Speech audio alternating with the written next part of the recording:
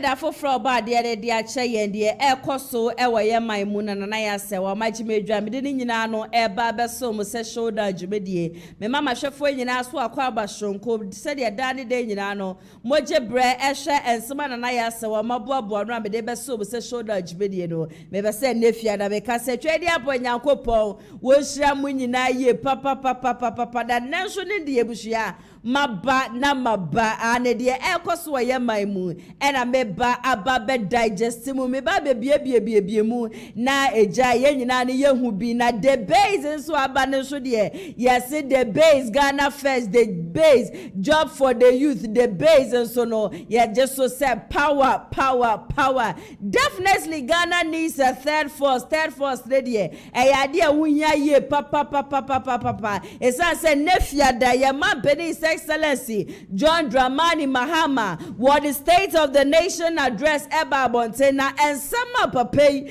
ehyiego monten ema me na yaswa me hu se Ghana say yetra yetusu say ya se de bia no enkoye MPP ni NDC trust me say enya de beboa ye nya third force bia sa third force na beba be sheki niema sa third force no ebeba be woso niema na MPP ni NDC nyina hu ne say sisi ane dia wo Ghana baby ekeka kwodi baby edru no se wo mo ye list mistake wo mo betina fie ache ye papa and the State of the Nation address the MPP for wo meji wo mo ho sa so na NDC for wo mo so eji wo mo ho ankasa and the ekoso wo ye man mu ni ade nyina no wo mo try aso obi a be man looki as if say e ya de NDC amanyoko no wo mo MPs ne kire e na ye ba ye ne ya bo adwuma sa so na MPP amanyoko MPs ne so kire say eyade yewo positions si an time na yewo power no edwuma ye boy ye ma His Excellency John Dramani Mahama ni ndisi foi wo mo ba ye wo ma ba be wie Ghana kwadwo to enne me hu ye mpo ye se the rate at which just said neti be mu fu enya edwuma mpo a wo mo ye na msi ye politicians they would continue to be politicians aka ye youth no ye meburu ne so say ye de ye nan besifo na ye be kokode na ye ji o my Ghana ediesi hodom politicians some of them are so greedy say it is always about them they are thinking about wo mo ankasa wo mo hone de wo mo abushia no wo mo yerenom no wo mo mpra no mensabekam but tibe mu fu ankasa de Abuzia, wamo emfa ye nyehwe edunti ena nde yesi the base aba ye hwa ye rakadedi akompreku wahini Agyapong ye hia ne so obeba be ka ne mesisi ani di amaye na ne ni hwade ho ne da hwa bapai waso dia for man Ghana ho no yetumi aboa na sa ne ma we nyina no etumi abemu ede amaye djube ko ede mu amani tua sa abra ne abra bia djube de me ne mu ana edi ntino ena ne metu gya no wa hanum se na so wato no ede afa comment section asenso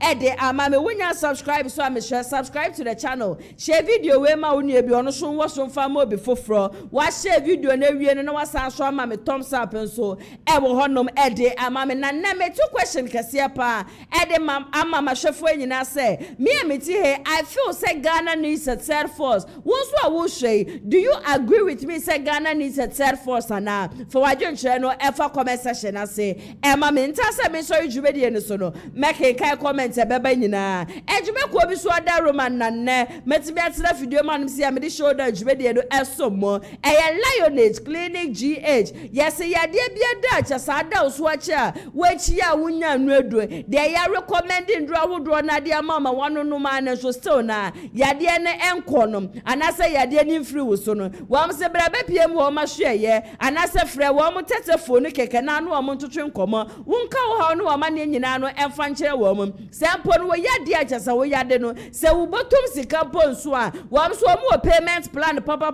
ebuhua wo mo dia ba achase wo mema wo tua ne nkakra kantwe bia wo su bia no wo yade na achasa wo chia wo nya no edu frɛ wo mo na wo mo ema wo eduro di bi wo mo branches mienu nkramantem no mo sprinters na Kumasi ha no wo mo tech maxima wo mo ye ejuma Mondays kozi Saturdays at 8 a.m. edikosi enyumre 6 p.m.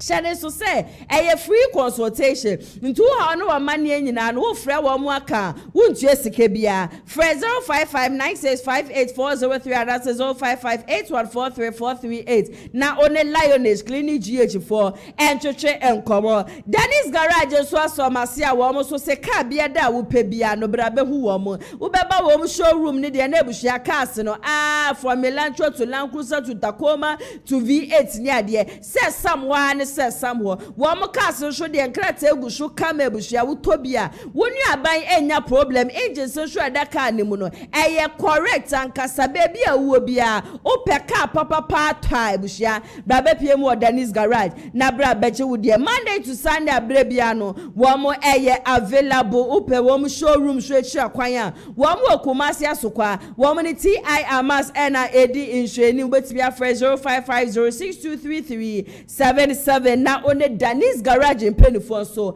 atwetwe enkomo ebusia yentu fa na yenko ensem ni mu ye kodia na chese ene day state of the nation address ye man peni excellency John Dramani Mahama dia baba sum Ghana fo nyina no ya dia chese ni petitru wankasa kopie mu hobi me hu ye former president, that is your former president John Agyapong Kufuor wako honum bi sa so ena adu show boy wonu shu kopie mu ho na NPP meka ne se wona wo mu aspa se wo mu so beba beji dibre wo party ni mu no mu nyina no ekopie mu ho nom sa so na NDC amanyoko no so de from MPs to the last person eni pe ko ho nne no na nya asem ketua na ye nyina ye nim se state of the nation address say beba ye be hu an se MP before na wo ma address no ma kwa yes the aban na to so ni mu adwuma bia wo be hu an se MP bi so na wo power NDC for wo mo so be address samu enu mo so atwo niam bia kita no mo so kwa yes the aban na ba ye no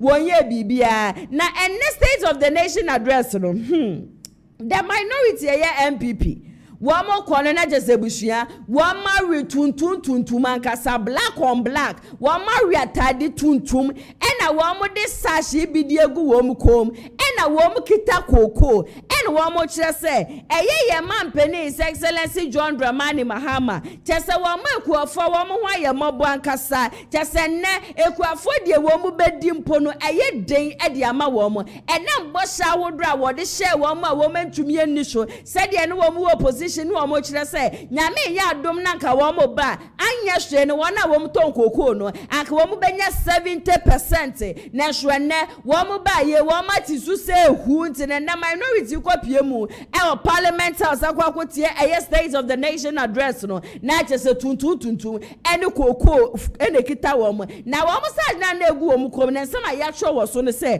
kokoo ekuafo ya ye mo bododo na chese ye man panini NDC abai wo mo de ses adane kokofo nyina no wo de adane wo mo nan bo sha hodro ni nyina no emu bie no hono me ba so na ene de abusua ndwumi se wo mo chante no wo mo to ndwumi na wo mo jese Ghana politics de abusua ese weni aka se o ka kire mehwe se obeka me ho ne yakọ na yakwa akwakotie the minority and wo mo kopie mu parliament house de ko so ho no no emfamra sisia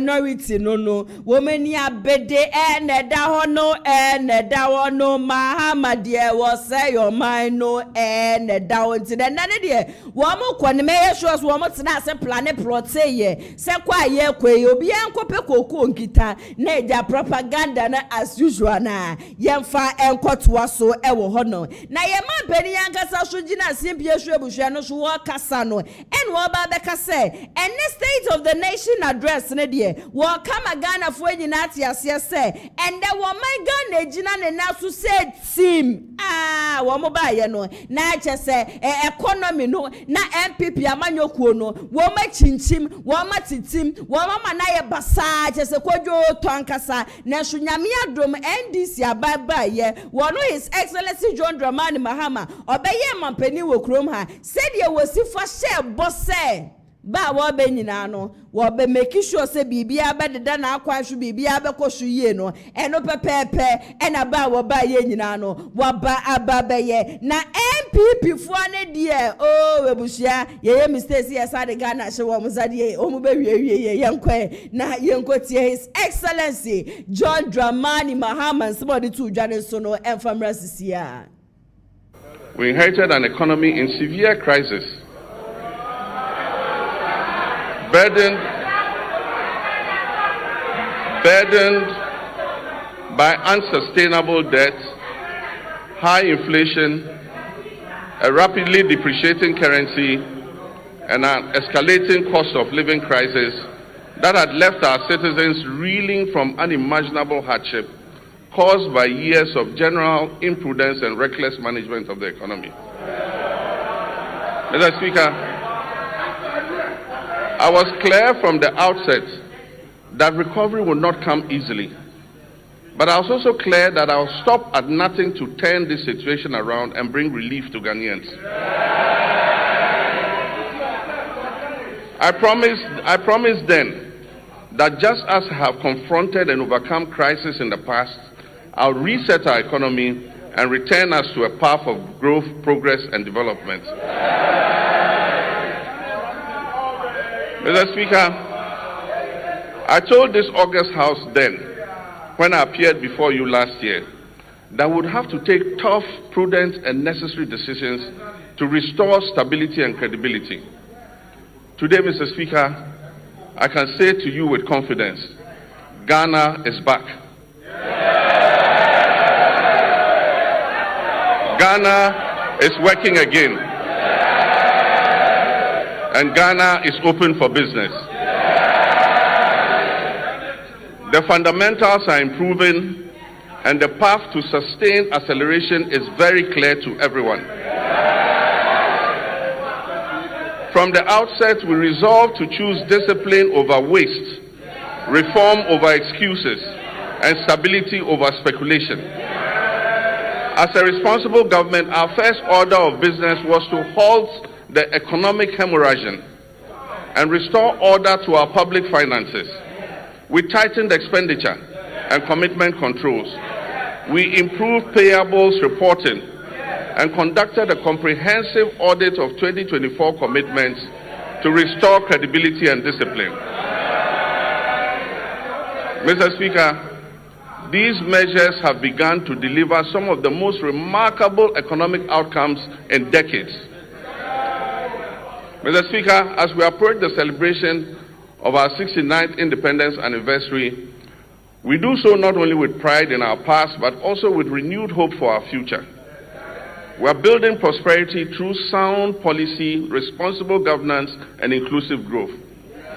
We are restoring hope by delivering on our promises and proving that good leadership makes a measurable difference in our people's lives.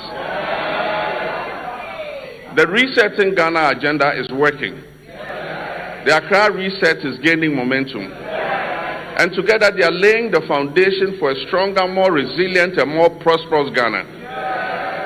Mr. Speaker, Ebushianti Yaman His Excellency John Dramani Mahama dear was Sisi and dear Wabeji Stiano Eddie Free MPP Amanyoko in Semino. Baby, I went Shigana for the Yakwa Fantasy and they are quite and a Canadian and Porto show. By this time, they are quite just a bushia. Say Yaquatia, say Yaquati. Now what but now would Nimie Papa say and ye better and ye easy. Now swabay and what did ye megua quema just a son yama would ye go akwemuno eno na ne amagana fo nyina no ye ho ahehanyen na minama na afide mi ko hu aye majority leader ya mahama yarega Se wojina eye parliament house yebushia wo bekasa wo se enne NDC amanyoko no create nnuma over 1 million within 1 year e de amagana for me ye na me say ndwuma na NDC amanyoko no ba ye wo so mabien me pa so ndwuma na wan because me am ti hey if you should ask me say kire madwuma ba ko NDC ababa ye wo mabia me hu ye yet kroma ye nka bi nhemu and the same NDC beka kire Ghana for say eyade chese wo di 24-hour economy ba one of the policies are wo mu gina so ankasa e de ye campaign 24 hours economy enne ebuhia dum so kra ye ntumi enne said ye do enne fiada kra buhia ye be dwuma yimpo no ye ndum light kra ne ye dum ne be 3 times ye ndum light enne no ye dum ne be ye 3 times nti enne na wo mani abede ene ye de anwuma ba ye de anwuma ma anwuma na amode aba na wan dum so mpa hyase e men Ghana for a computer hyase e men Ghana for ye koka sisi a yes the dollar is stable and the cedi is stable and the cedi depreciation ye koka na yes yatefu wo so na so akwam de Ghana for yatefu wo so na so akwam de Ghana for da bia ne ba ye ne yese ne ba ne yese ene wo ko market kra se wo ko akoto ne ma ebuhia se ne na ye to 2024 no sa pepepe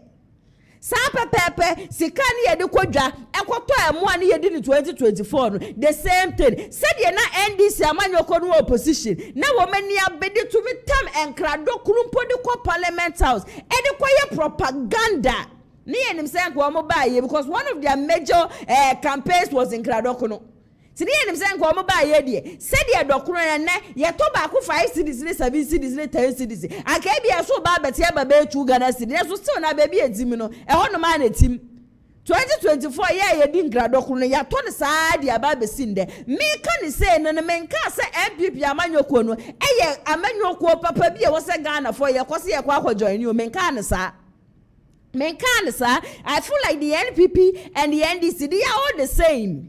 Anytime I want buy, want they are no dekasa de and nada. Beba be go Ghana for nyina ye so. Want career ye na Ghana for. Ye de kokromoti tu abama want na fi want da no mechi di ama Ghana for. And the NDC, including a year one majority leader, to me Jina Kasa wamo buy no woman creating over 1 million jobs. The same government buy posting of teachers ankoso, posting of nurses ankoso. Sa inhumana wome creating away. And humana wome so wome creating you creating human. Mr. Nebisa say inhumana wine. I keep saying this. Ghana needs a third force. Ghana needs a third force. Yes, the MPP wa be mo ye. Said ya ma NDC no mo kasano. We thought NDC a bank wo mo be ma bia Ghana for be hin. But what are we going through? The same problem we were facing in 2024. We are facing the same problem. And then youth na one mind mu create tinisuo because they are suffering. Emebunu na emena so a wo mudi mirika ko ekoto abama mo se mo be mredi mo metene kunwa ne so mebu man no enne sa mebunu na wo mo bre enne sa mebunu na wo mo bre enne wo ko social media ne so a especially with electricity bill eku Ghana for kwabra ni tifie fan baako bob baako oshima no page se bia anajo na a month ne be so no na wato light close to 700 cities 1000 Ghana cities aye bia ni dem ode ye mochi ni dem ho eye mochi ana. But we would keep on entertaining the NPP, entertaining the NDC, and they keep destroying the country. Almost say or minor. They are destroying the country, but because we want say, ya want me to MPP mu, ya want me to NDC mu, MPP mu, and me dem NDC, and I me dem NDC mu. Now so na ya minus say, and then go check unemployment rates. And NDC nenya wo mo ka check Ghana first wo mo buy. They have created 1 million jobs for the human away. Mama Yarega, majority leader. You and His Excellency John Dramani Mahama, and you man now must be any Mr. Bissasa Numana when because me am tea me who ye. Muba Kumase Prempa Assembly Hall. Mosamo Chanko Conketing, and then Conketing, nipa say, and Kukonke nkete na eno nso no mo de ye propaganda ma ne to Ghana fo asuma Ghana fo di America kwato abama mo no enne enkokɔ nkete na wan enkokɔ na wan. We are not seeing any changes. Ghana, ye who changes biao. Na ena me na mo ka saying. Ebusia the base for womu ede eniema e wo se timemfo ye dite womu ase. Ena ye so ye te ye ho ase se baby edru sisi and we need a third force. Omo de aba. Na melisi eye mienu pe ede amamo. Na sani ama mienu na ebushia melisi de amamo no. Eye se sabia wo man mu na wadwen ya wo se because the obi enu ho no ma wa ba san independent candidate wa ba bedi nkoni minti no mentena me MPP musa mentena me NDC musa ana me kwa de mento aba 2028. I am here to tell you say change your mind because NPP and NDC they are destroying the country. Wo mo de nada area Ghana for. And then the base in the same. The political movements, aims and objectives of the base. One aims and one vision said the base believes that the average Ghanaian deserves proper and effective formal and informal education to be enlightened to become civilized citizens who know what to do. Bana wamo bano. Formal education, informal education. And yes, you could demon kwani ya koko penyansa wo. And yes, you could demon kwa any ya competition need na yenim chere ya dia. Ebe chere sa we nyansani. Ba wa mo ba no. Wako school unko school and chere be kwaso. Said ye be ya se bibi kwaso na enko ye wa ye man mo be bie wa no aka. De atoshu mienu.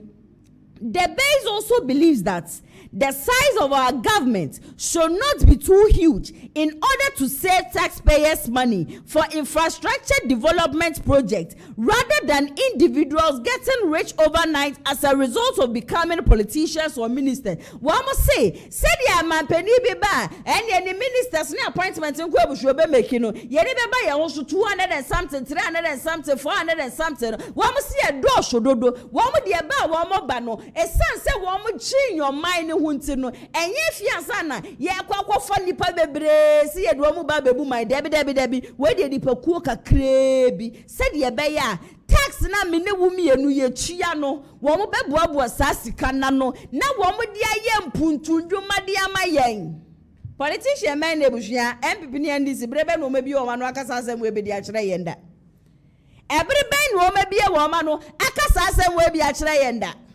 Yama Periba and NPP or Fanipa Beba Beteso and then also propaganda. We need a third force. The youth of this country must arise.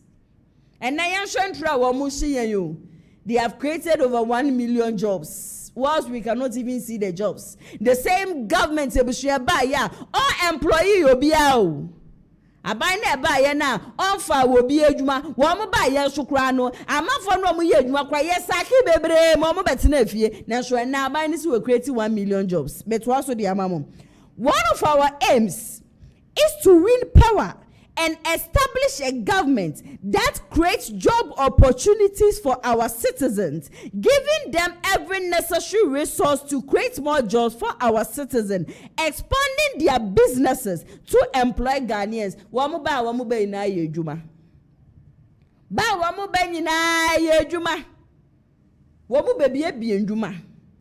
And cheche be koso.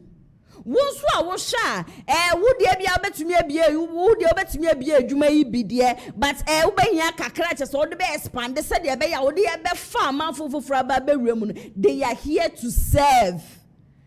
The base ne ba na eba no enye se kwabra ne beba no aba betena na kunwa mu na enye ya no fo ade no agimi na ebona no na enye obo be 1 o'clock na say 2 pm wa sole no ne mpra no se wo mu ko date so wo mu ko lunch. The base na eba no wo de ente sa.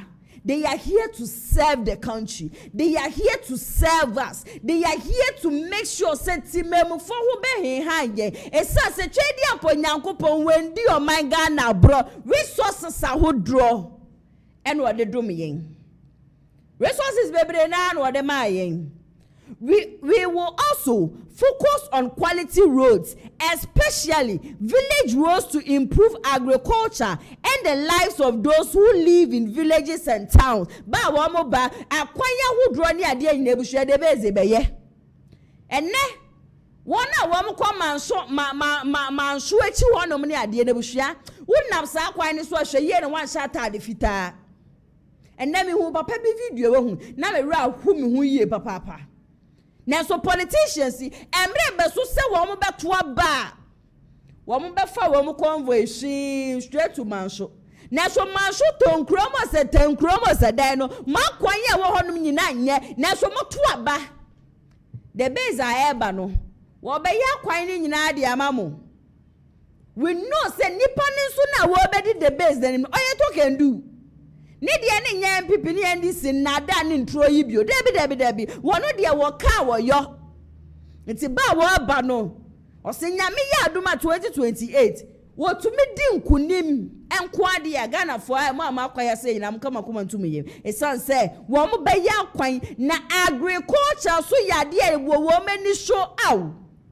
Senka ya maame no mo kofa nto se free boki na abe ya ebi atro na nanom wonsi adu ye nuan be ma nyina efri mu ni ade wo mo ne de agriculture ya de da wo makoma so nti no nyame ya adom na se emutumi ba be wini 2028 election a ya ye beduadua ye niam wa ha na ya ye didie ya ye dua na ashubi mame fa we ntwa shomfa mamo. Institutional reforms of all institutions and the state department. In most cases, some ministries will be joining other ministries. And it's the same way. I remember, leader, sure, that is Kennedy. I compare with you, Agyapong, okay. Was one of ministries ni be honoma. Wobeka biya bomo be yibi finkramante because enkramante cry overcrowded. We share one visions and their aims are. Ebusia anodin. I am telling you, Ghana needs a third force. Ye third force obeba be sesane ememudi amayen. Enye ntrone nada ya enkrofo di kuyen. Se mo buy mo create 1 million jobs. Hey, ebusia yenkwe na yenkotie eya majority leader Mahama Yariga ebra wodi se we nyina tudwa se aban we buy ye we create 1 million jobs e dey Ghana for no enfemra sisia. In the last 12 months, 1 million people have found jobs. In the Ghana economy, 1 million people have found jobs. Go to the Ghana Statistical Service. Ghana Statistical Service. In the last 12 months, 1 million people have found jobs because the last quarter of 2024, Ghana Statistical Service, the last quarter of 2024 reported the last quarter of 2024 the number of people who are working.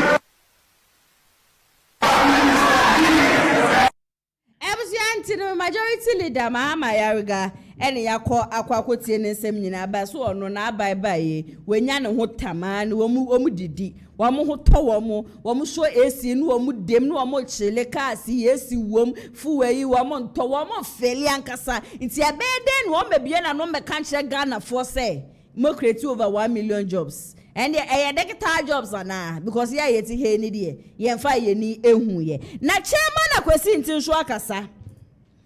Now, in fact, Ebusia, at this point, I don't really know what to do with the NPP. NPP as a political party, I don't know what I should do to them because I have personally decided to say NPP and NDC, we are sick and tired of them. You know, anytime Obi Beka Bibi concerning the NPP,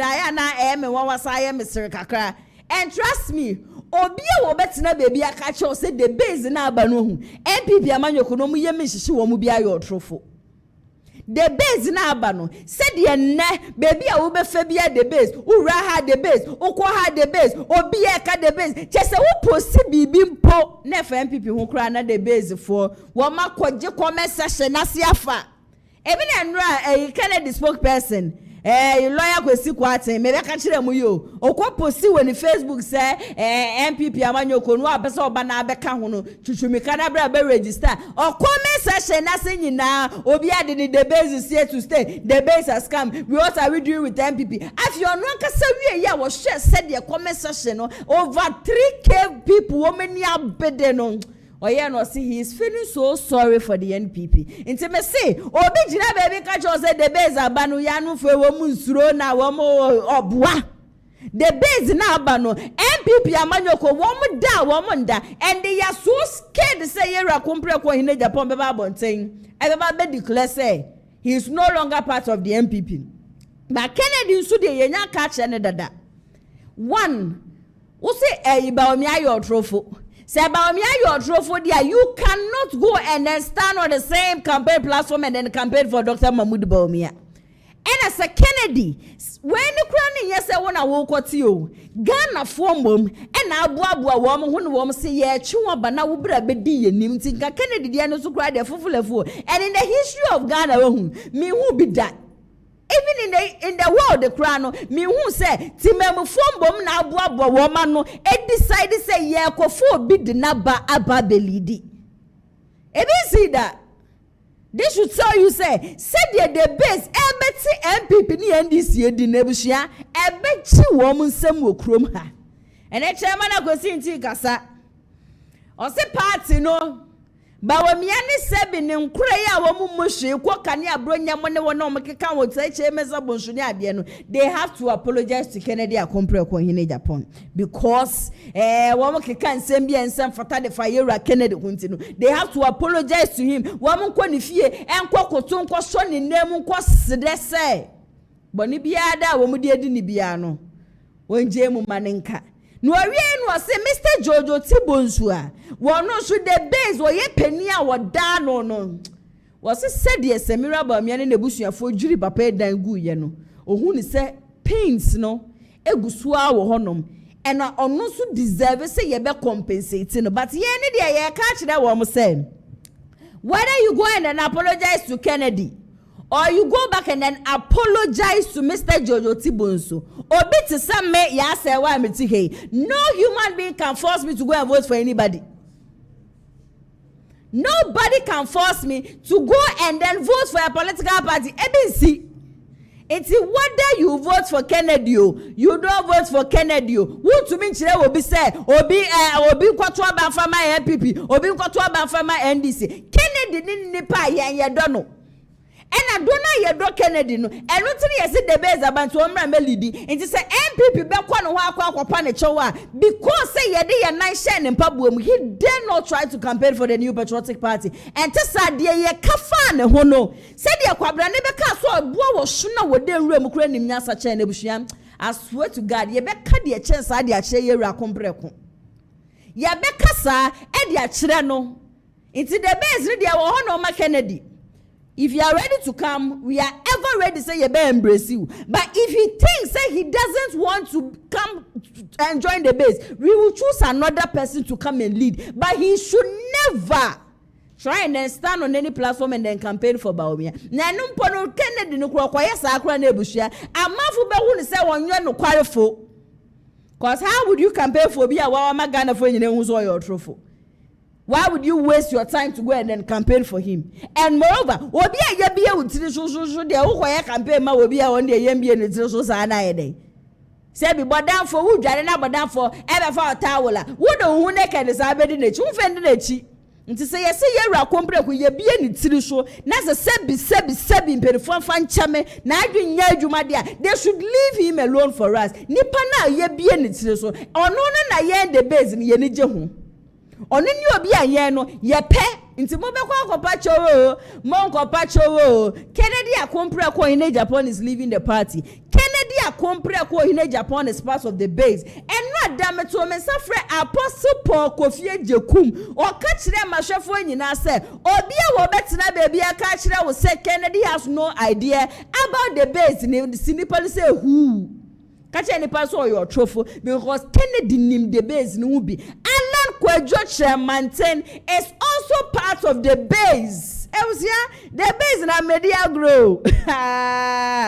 the base no me say amedia gro ekuku dam ni mpenifu a ehye chire no ekuku dam eskafo a businessmen nankasa wo mu hye the base echi no a wo mu akasa adwinwo ho ne say Ghana tete pro pansan Ghana na twedi amponyankopon ma ya resources bebre no ye nyamfoso bia wo mu nti no wo mu atame kutu emre pano latest by 2027 MPP ebusia wo mu do mo sabegu wo mu tiri so eshu na chairman Akwasi Nti na isama ebusia waka nyina owie no so wo pre first vice chairman na nyame ya adom na nko no na bank ade ba ko obehwe ne se obia ne buafu bia no betraye so oni obia be kasa onmo obia be join na party ni ntumi nko win 2028 election but me amiti he me say there was nothing these people would tell me e best sama adwen se me kwa akoto abade ama MPP 2020 chairman Akwasi with position a open there it is allowed by Esramo.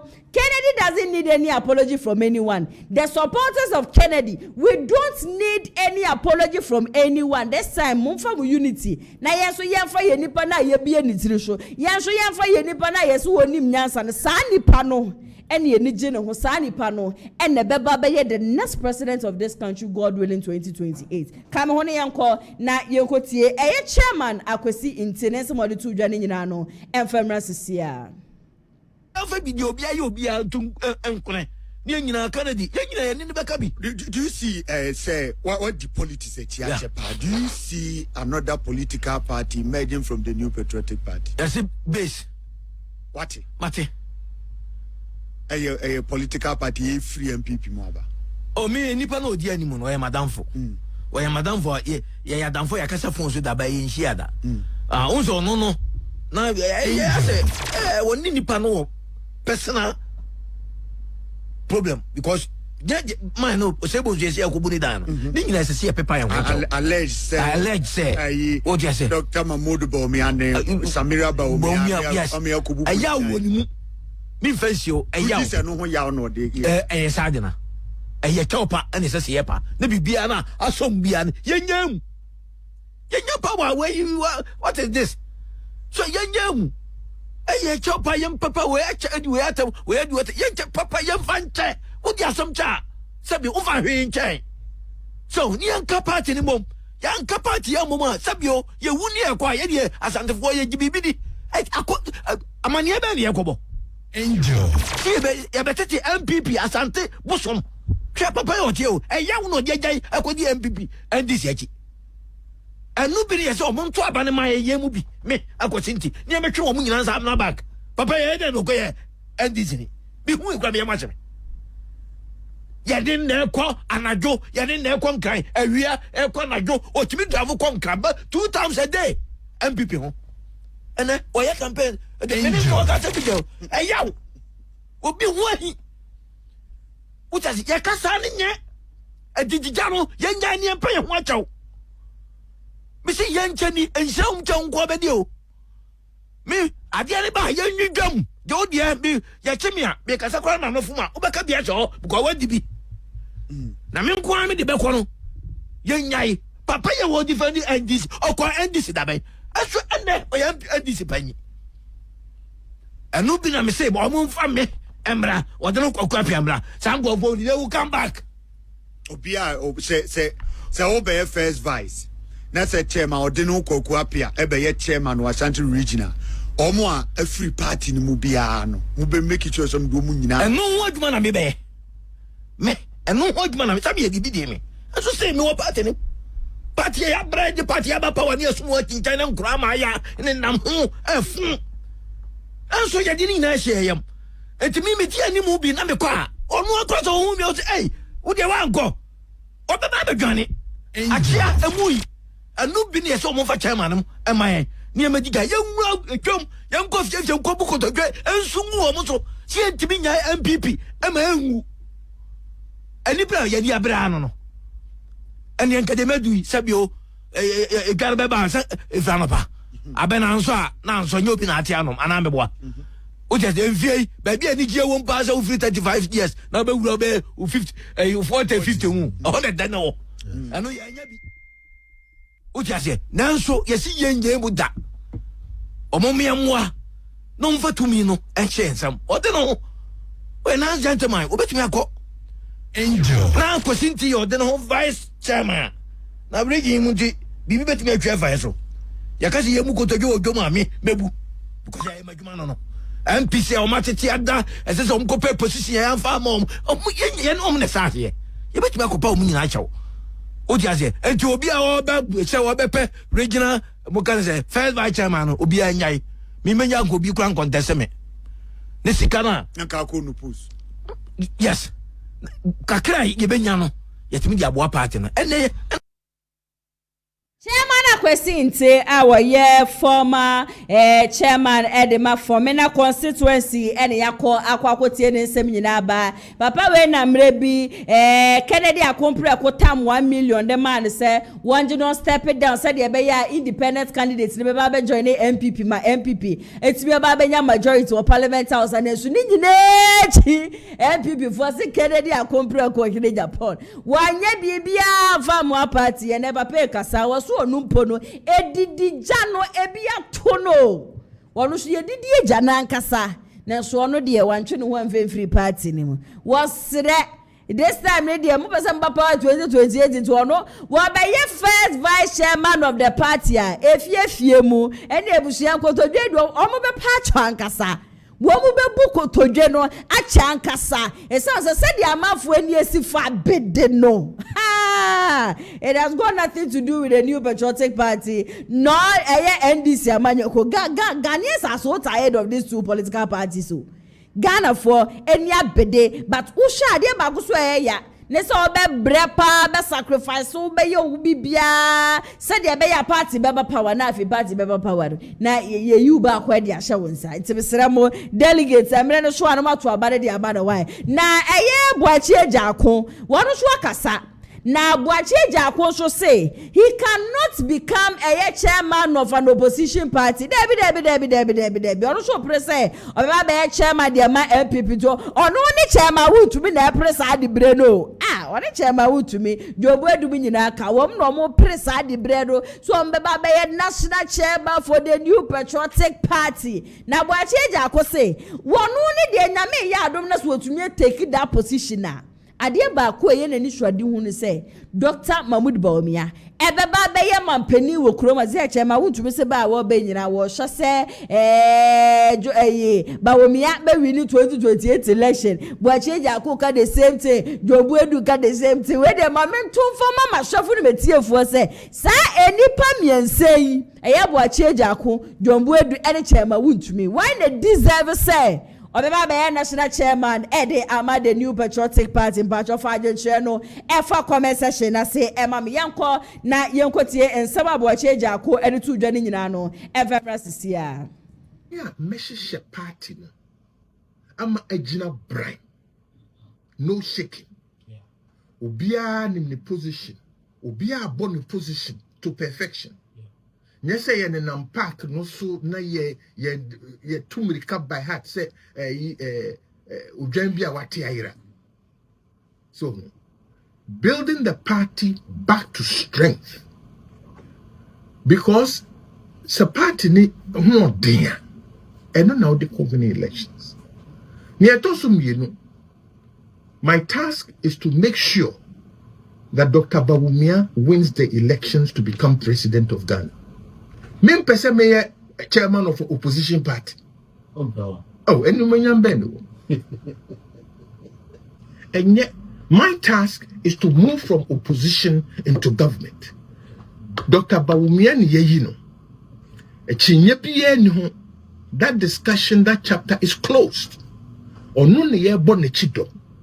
Na also nya party platform ujina so in confidence he can fight forward. Michiano or black slate ewo so manya na ye defin bi meneno ofre me DTC me so me friend DTC I code se trend the higher kwam and with the higher kwam to whom no DTC. What is your assessment of the past elections? And I'm saying DTC very simple. NDC had a weak candidate, but they had a solid party. And the party was able to carry the weak candidate across the finish line. We had a good candidate, but no party. So there was nothing to carry you across the finish line. Ejuma Edahos is here and said, rebuild a solid party that can carry you across the finish line. Asa.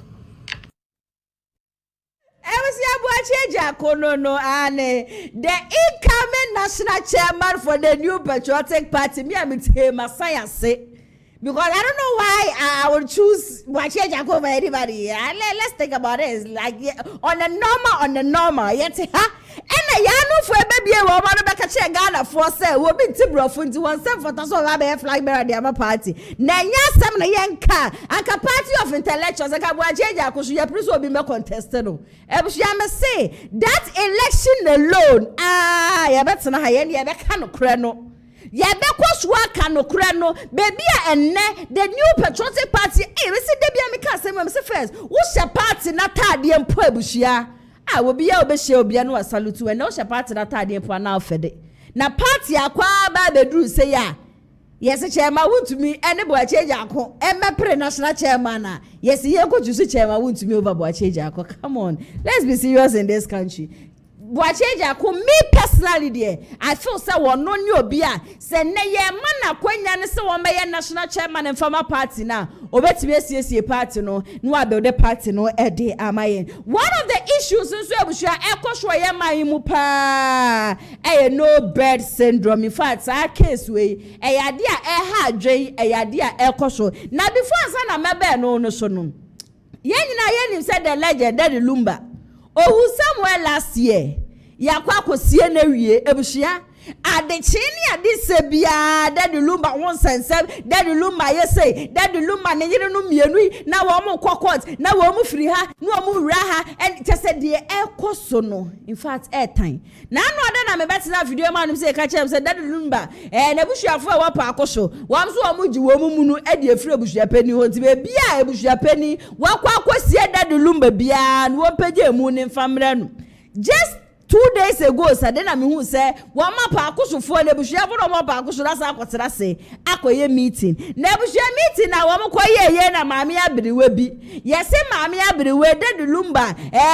Yese yim say your friend is saman komo sadi abo ewura maami ni mu. E na maami ne kasa, na maami ne kasa wo kejira say, Lumba ne kasa na Lumba say baby a wo desisi ano. Yade a enye na wo mesie no woni fie tese ebushia ensem honhura na ne ebushia pedi tu park impodie wo mu pede tu na de so na tese se de maame ni sifa kasa no me ametira se dwe ho anam se ko bit se Lumba pay free ma. Is this the time I was an kebushia nimpo mo yesi weti me waka me dede yo ne tese de emfa so bia manka. This is the time I was am yesa de na yenkwe na yenkotie ye maame ya wo kire se sama komatie se ne so na ensema Lumba ka kire no wo hwegu mountain no so no emfamra sisia yesi ye wo Lumba baby ya de me tu ya na aya mi fie ho efia mitimu wa mpuna no na wan wo sia mi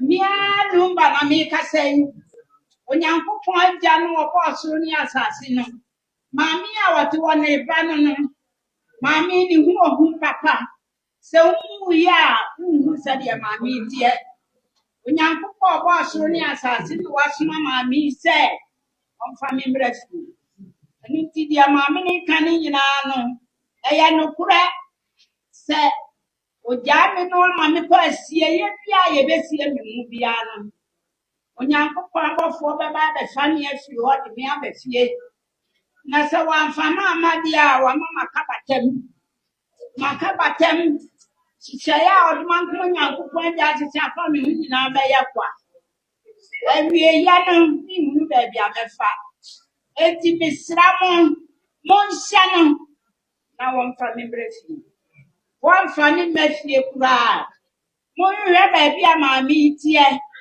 na maami na wo kasa no wono na be ma abofo nyankopon oboso ni asase na abofo ebe ba be fa me hunhun dia befie na be ka busia ho ama abribia metimi akọ ewiase fufuo bie mu no makọ nti saa de menam no de medie minya nsuo ko minya bi no eso wode me ba fie dia de be bia menya bibia di nya nsuo so anu nti dia wo ho no sa mo ne kan na anya ya mo ra ba bia ma mi tie na mo fa no ko mo kan kira ma me no mo anwe no no kan no kure wo mo fa kira no yes o kan no kura ni wie na wa anya ye besie die e wa kire ni die ane die nya ha na me kan ya samo a wo ne sai busa ubi o lumba ya die na de ne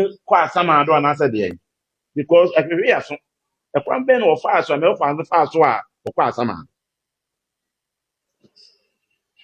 ewo mo asam die ye makwan e ma asam ado asam ye ne asase so eni e ba ne saa yo ya ye no e pre bi bedra mo bebi se ye mia min krabia e be ye di se nya min krabia obia wo mu a minya ne bi na so obewo matifo akosie asam ado na fra no mpanyimfo anim wa beyi na ya wo ho no obi mu kwasia kọ asama ado a wo kwan se wo sama no wo mpanyimfo mu asama wo sama no a ye be ba be fa no wa ha e de na kwa asama ado amena ko yi na enti se obi ne ku mi o samia min krabio e kwan bia so no e be dead ama mo amu asase so no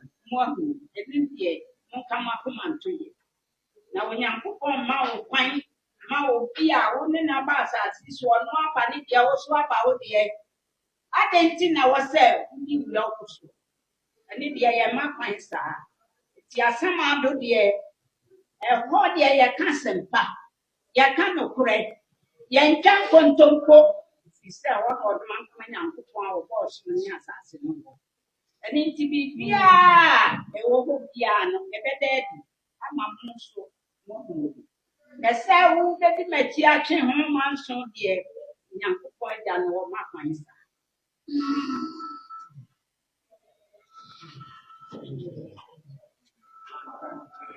menim Simon so mo bebu se bia na mpanyinfo a bɛto wɔ mo a wɔde amane agya wɔ ɔmo nso bɛpɛ sɛ ɔmo bɛkɔ abusua kae a ɛwɔ ɛyɛ ɔdefo so a ɔbɔfoɔ soma wo sɛ bɛka biribi fa na ɔmokyerɛ abusua no amaneɛ na amaneɛ a anaasɛ anammo a ɛsɛ fata bi a ɛsɛ sɛ abusua no bɛtu sɛdeɛ ɛbɛyɛ a sɛdeɛ waka sɛ ne ho ɛntɔ no no ho bɛtɔrɔ no abusua no nso bɛyɛ sɛ nti ɛdi kan no ɛbɛgyina kɔ no abusua na yɛada wase bebree Acho ade ba kwa ni sele sele ni nyina na chi antwe manso wa wo bi ani mu atwe manso e be fra wa ma so akoma atema enti mu de mu bisa no na wo se oni ba bi a mo kan kire ne se odi man ko nyankopon agya so ya me abebisa nti mo pa mo frenia me ne betena na awurade mo abekire bi oni ne kasenia ni ya mani bi amo ne crash nti saa ko kwa sama ado nti mo bi ya mate de mi kana se mo betwea mo betina ho atwe manto ye be frɛ no amana ko na wakoyi a no de woni fa asɛm na hɔ nso wokɔ a woma anaa wobɛba koraa woma ne sɛ de ɛhu nti hɔ deɛ obi bi ngu a ne nsɛ nipa na agu a deɛ fa ne gya deɛ bɛyɛ Lumbe watching sensem. Chese said yes, abre. Lumba, wakasa diafa. We kramen can say, Sama Kobo say a day, wakasa for the me. Say, Bushia for the minds, yena man tokwana one shot the next person ever by your shrub for. Man, she the next person the baby bushia, Mobaba Casado. Angels and Casaneba. ababe kasa na nye nna nke busua menim da sese saman komchi obi a yebisa no eyi ano ne yebisa kwahye no eyi ano yebisa kwahye no eyi ano sisi ano eye busua pedi to park nso a wo mo pris wo no so no wo mo be pam na wo mo ma ne ye busua peni no wo no so se wo no dia waso obi asema obi amada de lumba yi o nti obi enu hono ma obetumi e begina wo no nani mebisa ne se lumba yesie no nam kra ma like anya hwe ne fie hwase ne ga ka kire mo se yesie de lumba wo ni fie nti won so a wo pe no betumi akofie hono no akwa akotu mu ne ba ono pa yeso obetu ne na besi pa akoso se ye ba be yi ne na asempa bo ade efiri ho a busua ensinde de si akira yenkwe na yenzazu nkotie ye busua pani tu park ensema ode tu dwa ne nyina no enfamre sisi ye kofi wusu yentie ne nsem ne nyina enfamre sisi a aba no temenka Ezra TV Ezra Radio se Mike ni bibi aboko de bibi aboko da radio ase yenim se de yewi ye akora eja wo hye wanko na elder na wotu anya mesom so saa abusia enra yente yese obusuafo eko asetena se omuwi aye ne kura no umu akonta momu hu bia ode hye ankasa akosie no into omama within 2 weeks sebra na be kire oma bia wosie lumba ene nkontabuo bia wo ho obra na wo ye aye no adaroma wati nsemi enu na meka na ma frame na pay me say enu amu ye so me ba me yanka anje chanu nati ana pay abusua an menyanfo ye kwana abusua wo pa ko fi hia ye na asem a eda hor no enti wo mama bedeche na me ti bibi ba asem no asem de onya nti mu pa untumi nka ena nipa na wo mu giragina ho na me bi de me hwe ye me hu wo mu no asem ne ba start no wo ma ya di me ko ho se wo mu mpre no sanko for da ko sia se wa da futetia wan no wo de giragina ho ana abusiafo no so na abusiani ben na wayi ne nim o se me wie ye na manfre na mama sani pakro na wo gina ho na o se mama de ben na ono wo ka no ye bu kota na onyina mu bi na me de ameka sanse me abusua penyin me nkasa we mo omuntu bi nyewu me ka kire mo plane se omuntu mi nye hwe enkonta no ye bu nkonta me fra wo mo santa so wo nyina bai de o gina ho kasa no kura wo bai e mo ya de bi kura ma me tia no Ezra 94.1 adum kuma na wo mo so o ma ma no mo so o ma hu ba bi ekosie no tama o mo court no a o mo ko kan ansam no ye bu aya no mo se ye wini o no mo jobleti no mo ko ye no edane ebe wo mo no enti o mo di ebufuo o ma ama ye no na wa ma ya wo hu bebi ekosi eniba 94.1 na o mu tiri kura ye se fresh was nega announce ama se wo out se bebi a o mu sie ifuru o mu enti o ma ka tro so o mu nim bebi o mu sie ye na ye ntro no mu di no wo ma mu gina on kura o mu nyama busuafo woni mo kura o busuanu Ebusia penny to park ene yakwa akotie ne nsem nyina aba no na nkontade webu awie bebi a yesi elumba so no mu nyina munim waka mama te yesi no oni fie honom mu kura mkohia opa akoso kura ebusia penny to park mu nya ebusia fo mo nto san fra ne ne enfra ne kina ma ono no omma de bia dada mo ntia se so dia mo fa enkofi kese mekasa na mekasa e dia fa no bed syndrome ba before san ye be komu be digest be divert no divert no jube ko bia daroma e de ba betna video pa no sia bi shoulder jube de eso but be sramo ma me twa me hu sima ho e kwaje aboafo krato fm rasisia enti abusia services bia da wo hia bia no say wa pom de ho nsensem a ofre lineage clinic GH fo amepacho wo mo di wo mo bibiduro ni bi ebema so de be ya yade ni nyina betu akosa so ena ye ka na wo pato a eno so Fred Dennis garage na wo mo so empe bi emfa emma. In fact na what you one of the stories are actually ye papa no bed syndrome ade aja say ye my Ghana ha dwen na kososo ankasa and the Ghana Registered Nurses and Midwifery Association Santamantam han say wo mo chairman your friend Jones efriye wa ba bonte aba be kasa na ne kasa ye nyina kire say ade aja say specialist no ade aja say to de bia wo mo kura no because say Ghana na ye wo no wo mo shedan no so sa ninti no getting their services simple say bia emergency bia si ye hia wo mo mpo no ayade ya na ha dwuye papa pante ka no nko ade a anko obesre ye mampeni ne ye health minister ni perifo o maka ne say specialist one na just emergency bia si critical issue bia si pa na ye frɛ wo mo so wo mra mesa yade no sankrofo no anka ye ma wo mo scholarship ena de ba ko so ha dwe ma enam so ma nipa bebre na ahwe wo mo nkwa ne say si wo bi yade ya frɛ ambulance na ambulance aba befa ambulance befa ye there is no check bibia no be wa no de na kodu konfa no che say center odi no kodu konfa no che yes ye mpa ni honom efia sa no wo mo ba betena se aba badwe hu abehu ni say where is the next hospital ebia honom ne de ye benya mpa ne ade e de ama wo o se baby aye my Ghana edu sisi ade de they need to put things in place a sense say e ba no Ghana for apom de hu sensema he feels say e ade aje sempenifo no wo mo encha no wo manage enfe nkɔ ho kransam de we hwe bi egu ankasa kam ho no yenkɔ na yenkɔ tie John se free ye anto ensema de tu dwane nyina no enfamra sisi a Mina to me be a Ghana for instance ye see hospitals so power agenda 111 ekoso MNS ekoso Eurojet projects ekoso a lot of hospitals are being built but adia yen hwe ho asem yen kan ye say henfo ne be yem adwuma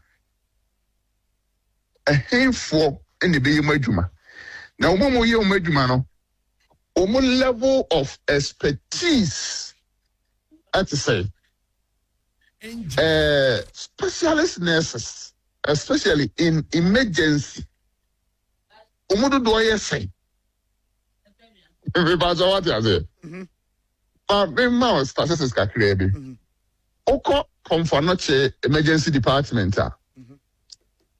problem bi wo ho problem wo ho say emergency no ewiase nyina pe wo mo enti se obi nya training say emergency specialist pe na brand kromo more resources na se for money address anko for no because adwuma no so wahwe a yes stressful emergency de bia wakoma di kim one obi enti nya adwuma anko for pe kora obi a yekora e wo medical field no obi anya ka se pe dia man kopema so ndwe o me ka obi a dia so me kwa public health dina how the obi mewu nto so ma o kra nyina awere ho te se de una ku no angel enti ho yes stressful enunti emrofo na asefo no kro mo mpe ho ye omumpe obi ampe ho ye dwuma no ase enya se wabere wontimi ka se wabere because wabere no obi wu enti by force obeye dwuma enti obewie no ase okro ni abrabo enti a difficult place to work enunti omo ye target for brain drain me say obi ye dwuma wo ho kakra bia in fact abrochire nkofo kwe wo mo nko a wo apply a pa na wo ko enti wo mo ko pa to the extent to say wo mo kura wo mo nya nko ho school say onko ye specialist emergency onko ye degree emergency mpo but we professional nurse enti yesa da mane ye adwuma bia konfano ti yi ho kakra na nurses na wo ho no training no nti woni be afe no na we ye proficient kakra na say na ni aba adwuma no so onu say what application kwa Abrochire hospital bi na wonya di same say my ye adwuma wo emergency department of a teaching hospital in Ghana na say CV no na say when ye pe no na ye in-house training no in-service training in-house on the job training no On say I say na je wo na BBC pe journalist. Na o say na je me ni angel group aye adwuma. Wonim hwan ye be fire. So ti ase. On say angel group wo din into nya ka say me ni angel group aye adwuma say Kim na che say omu confirm na no kore dia na say wo de wo no BBC adwuma no wanya ne sa. Na wo ko. Enti that is another problem. To be here, Juma oh, I feel no co in film, you don't know sa near the fofroko. And yes, I share your emergency specialist training, no one, you can ye. And now, nipa be would training or co. And nipa be cram pe hoba because of stress, I wo. Into DNS. Enti yentimi mfa sika bi nhyɛ hɔ ma wɔ mo ma hɔ nye de na yentimi atrate nkɔfo ma ni nyina ɛsi yɛhwɛ no comprehensive ɔmo mo kɔyɛ saa course wɔ Ghana College ne KNUST ɔmo kɔyɛ emergency nursing no aden bi yentimi ma ɔmo kɔra de ne nye on free scholarship na nipa bebree nkɔyɛ e pa so what you say yes mo enti that is one aspect. Second aspect, equipment. Angel. Etomre bi binia ya kase emergency do bi aba na onko na nim ni nasefo ni nyina. Asem ni nyina ne se ebia ventilator ni ho. Ventilator ya fidia ebia obi a wontimi nhome a resuscitation advanced resuscitation bi ese ye de ne to so. Ebia anesthetist obe intubate ni ho. I just say be emergency physician obetime intubate ni ho. Enti saa no man so ye wododo sen na wo Kumase ana ye wo Ghana. Na e wo hen. In fact, I'm here Kumase ye wo no. So we few hospitals. Think as a Confanoche Kumase South. Some few private hospitals through her. Ventilator ni baby aha enti yaka bed no o ya de kura na kire se bed wo ho me ba to say obi ni malaria ko hospital me see no bed syndrome da David because malaria beds na ebu bebre gugu ho as amre emu kura yem feel half ba obi e bia wanya accident ya traje no bibi ti say red and now orange there. Omo bed no limited. There were certain places in terms of personnel, in terms of equipment. Nina sanity. And that is the problem there. Many of my musa Argentina emergency ambulance service so. Omo timima obi so. Na edidi duru hospital. Wabra munim baby say o mo kono empire betima kasa npa koro no ewo enti na ICT abe system ben na ye dey adwuma angel for instance say obi yare emergency ewo baby ani na ye de na eba Kumase a adentina baby ani ambulance no enti me hwe screen bi so ehunu se Kumase aye ono Confanoche de hwaye ma na Kumase South de empa ebia ventilator wo so ewo ho nti ye fane ko ka Confanoche ansana ye de na dwen ho se na ye nimpo so betima atena ambulance mu 30 minutes dia na ayesa so what you say it is a normal infrastructure na one system bi no say Ghana ambulance service omo kofa obi a omo eni kan ne hospitals no omo communicate with the hospitals na ansa na omo de enipa no alcohol omo communicate omo frɛ na me de me hu say in Asante for instance sa ambulance for nipa de ordinary ko Confanoche enti Confanoche ne kasa woni bed ya na say ahonya available kura ohun no say there's no option enti ne say enti bi nya no mani wu ana ye nyina ye nipa o obi so wu ye twen nye ye enti Confanoche for na kura ti me kasa enti wo de afa ne bra to the sense that tomre bi nipa no kra no once wa ko konfa no che ANE a once ye hwe nipa bebre wo enkonwa so Aye. o hwe ho a once nipa de bititi enkonwa so enu na sefo ye hwe wo mo because of that because ye ntimi hwe mi wa obi ani wo betima ka tirem say obi a ye nese no wa konwa so no papa but the point is say half a loaf is better than none. Enti yemfa. Enti these are some of the things that I say you are addressing. When your personnel.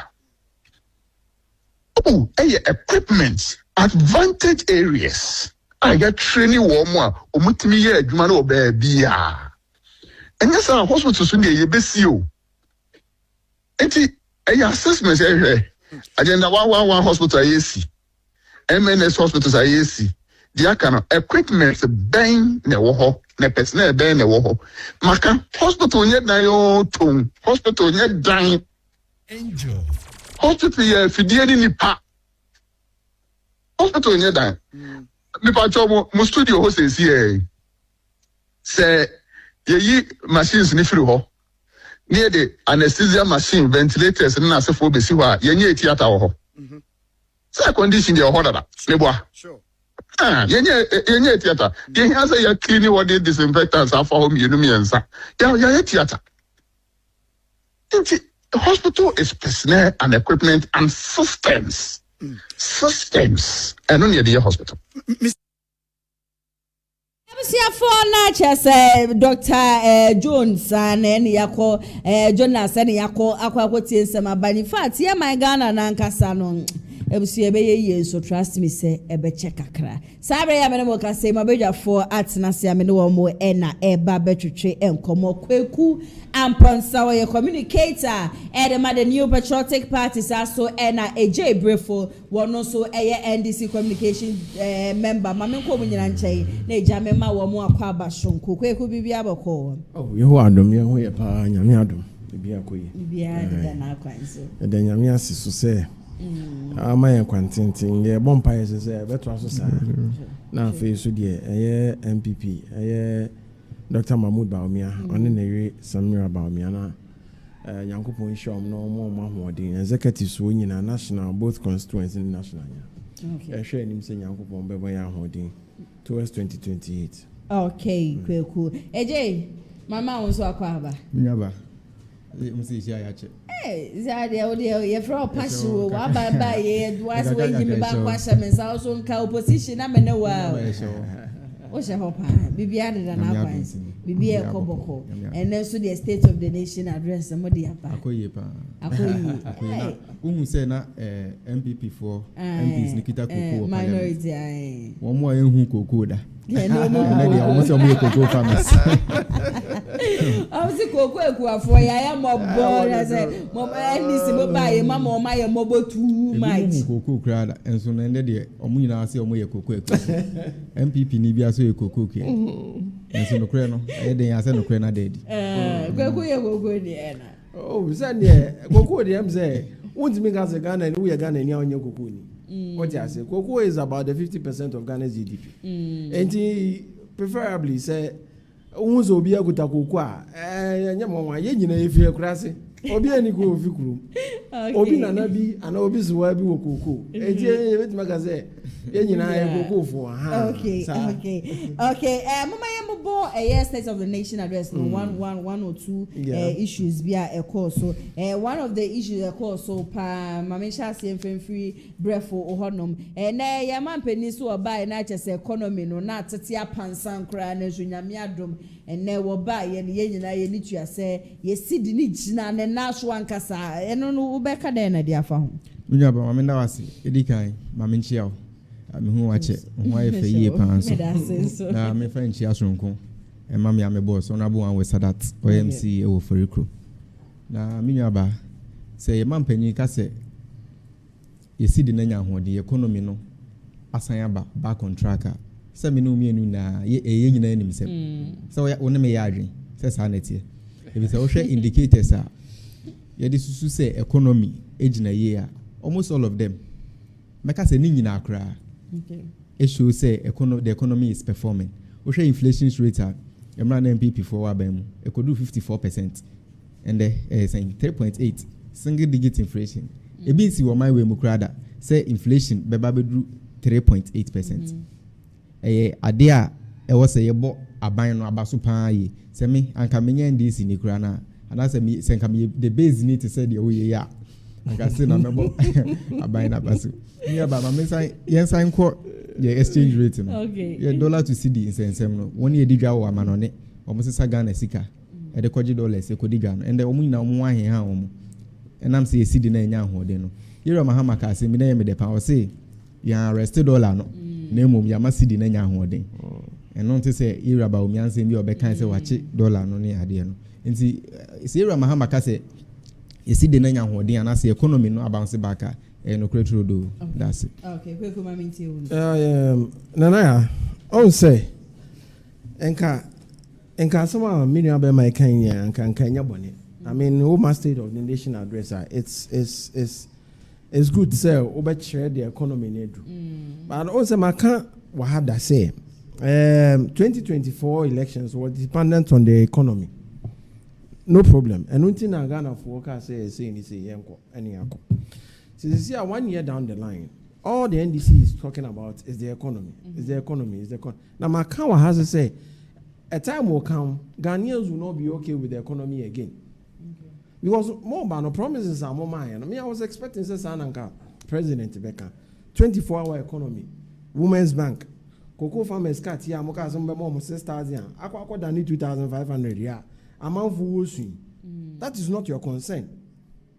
What you say? Issues like nurses are more by some have not been paid for over 14 months. That is not your concern. Oh, and go on getting AJ, Samu, you will be an Yama, Sanko Bear 20 near the Aman near Chacamra, then I better want to think it. Oh, yeah. Galamsey is a menace. These are the issues that Ghanaians are looking at. So the economy, yes, you touch yourself with the economy, but to get to a point, it is not about the economy again. Sure. And you know, media, that's what I was. As a more can the same Fracadama same year. Niatin and one at the Biayeti. And me moon. But Nientia promises near and some of what you want to kind. I don't know Ghana of watching. Okay, quick, Medawas. Okay, so here we move with the topics of discussion. Ghana needs a third political force. This is coming from Urban Backbend. Where from Amintiwe? Do you think Ghana needs a third force? Medasi Biomunyaba, Mama Fenchiama, Professor Bakwa, OK University, Professor Edward Brinya.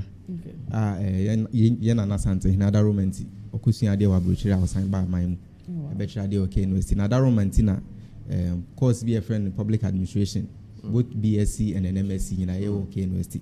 Mama Fenchia from Command Pana.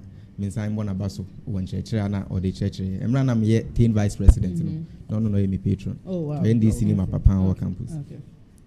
Say Speaker of Parliament. I can say in your third force.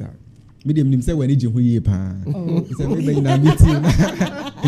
Can the base as now? No, you know one thing. I feel say NPP and NDC. Now say acquire just two political parties. Because UTA back then kwane some so on wako MP before program that wako NDC for program that onim said the MP before you onim said the NDC it ka could be ba be frana as a sunny ema so it is not necessarily me but what Alban is saying. Okay. Ye na ye jitum say Speaker of Parliament is here. We diga na manyo se mechi ache yi pa. Sure. Metumi akra ka say emra started democracy kra no na parliament. Maybe 97 mu ho na 92 years no parliament. And this our ka same way a enya se bia me when this and say menwa MPP nti no. Was say ye ka say nsem na wo ka no enye nsem ehunhia pa. But ye na ejitum say political parties be bring na Ghana ha. I think 24 or 25 registered political parties in Ghana. And this our say here third force. Do we need another force no more beka dodo na e Ghana no ho ana say ne nchire mu ne sen say ebia say and then I work on same way and I say NDC ba aban mu no work on same way no NDC ba aban mu no emra na MPP wo aban mu say no one na Speaker of Parliament na so I don't know one can same way ebia emra na MPP wo aban mu no na NDC ye opposition no now who say this is the opposition na omo put aban on its toes and it's true. see NDC MPP opposition then na hu I trust them any seven hu hiankwana MPP MPs ni parliament a homo ye nti bia na nkopese wonya force bia se nkaban ni ye bibi na se o chia kakra omo be correct aban na nkaban na tie na so sisi ase ni MPP fo ho aye fia duro no sisi ase omo aban ni ye bibi kura NDC aban ye bibi na so omo kakra na obi enu hobeti omo Ghana ni bia enu hobeti omo enu nti no se speaker of parliament e ka asem bi say ya na me de me susuye mu pan minim say opese third force biba anase political party bi nya hoden pa na omo be yi MPP si nchen na ebeye sa party no ene NDC me susuye mu no okay kweku ma mintie won so yo me nua me da se bebre am say honorable Abamba bin or speaker of parliament like here in Ayakin what's not parliament actually and am say wakas wako MPP wako NDC wa hu ne se ne university na am say me problem ne say even the constitution of Ghana the framers of the law have already instituted that in the constitution. So already in your multi-party system, so nobody is stopping anybody to be a third force. Okay. What you say? Yeah. Ewo say opese nipe huwa, and as opese obi acknowledge you are. You first need to work on yourself. Sure. What you say? I was so young huwa juma. Yeah, me say who say third force here kiken. How best can they put goodwill to themselves? What you say? Look, you can't be beyond the two chain. You're communicators. I mean, we share different views. But I can tell you for a fact that these two parties have played a significant role in the development of this Ghana. Sure. You can't rub it out. What you say? Won't mean two. So if we need a third force, nobody is stopping anybody to be a third force. It is already there. But when you obey François, obey ama why kono or communication style or branding. What you say? Say you obey ama hono aya kono ama ni kwen say ampa akwa we die e bia ye tuma na or the change here them ebeba. Maybe that's where my problem is. Okay. I am not bothered about the third force because already the last time I said 2012 and how many your friends saying parties near ballot boxing? About 9 or 10 or so. And so it is already there. You're practicing it. But if you want a force, you need to brand yourself. Okay. And the problem is that, you see, out of these new ones hereby, they are either from NDC or from NPP. You understand? Yes. Say third force in the bar. When free NDC or free NPP. Sure.